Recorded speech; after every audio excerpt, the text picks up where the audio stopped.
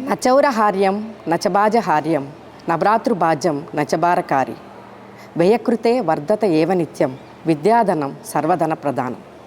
విద్య అనేది దొంగలచే దోచుకోబడనిది, రాజులచే హరించలేనిది, అన్నదమ్ములచే భాగించలేనిది, ఎవరికీ భారం కానటువంటిది, ఖర్చు పెట్టే కొలది పెరుగుతూ ఉండేది విద్య గొప్పదనం.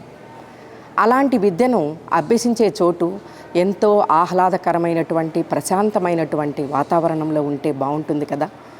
10 ఎకరాల విస్తీర్ణంలో విశాలమైనటువంటి క్రీడా మైదానము, సువిశాలమైనటువంటి తరగతి గదులు, స్వచ్ఛమైనటువంటి పరిసరాలు, పచ్చని చెట్ల మధ్య ఎంతో ఆహ్లాదకరమైనటువంటి వాతావరణము, పూర్వకాలము గురుకులాన్నే తలపించే విధంగా ఉన్నటువంటి పాఠశాల రెయిన్బో పాఠశాల. అందరికీ నమస్కారం. నా పేరు అన్నపూర్ణ. నేను గత 12 సంవత్సరాలుగా రెయిన్బో పాఠశాలలో తెలుగు ఉపాధ్యాయునిగా పనిచేస్తూ ఉన్నాను. ఇక్కడ ఉన్నత విద్యతో పాటు ఎన్నో రకాలైనటువంటి నైపుణ్యాల అభివృద్ధి కోసం ఎంతో పాటుపడుతూ ఉంటారు.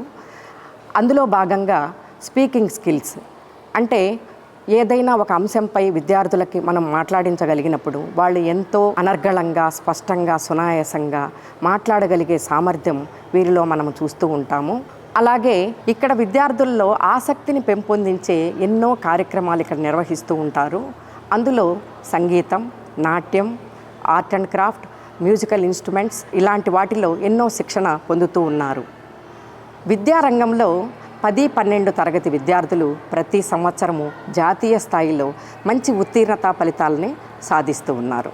రెయిన్బో విద్యార్థులు చదువుతో పాటు క్రీడలకు కూడా ఎంతో ప్రాధాన్యతనిస్తూ జాతీయ, అంతర్జాతీయ స్థాయిల్లో ఎన్నో పథకాలను సాధించడం జరిగింది. సంస్కృతి సాంప్రదాయాలను తెలియజేస్తూ ఎన్నో పండుగల గురించి ఇక్కడ విద్యార్థులకు తెలియజేస్తూ ఎన్నో కార్యక్రమాలని నిర్వహించడం జరుగుతుంది. ఈ పాఠశాలలో 1400 మంది విద్యార్థులు విద్యను అభ్యసిస్తూ ఉన్నారు. విశేషమైన విషయం ఏమిటంటే ప్రతి విద్యార్థి పట్ల యాజమాన్యం శ్రద్ధ వహించడము, ప్రతి తల్లిదండ్రులకి అందుబాటులో ఉండడం ఎంతో ప్రశంసనీయం. అలాగే ఇంత మంచి పాఠశాల గురించి నాకు మాట్లాడే అవకాశం లభించినందుకు నా అదృష్టంగా భావిస్తున్నాను. ధన్యవాదాలు. స్వస్తి.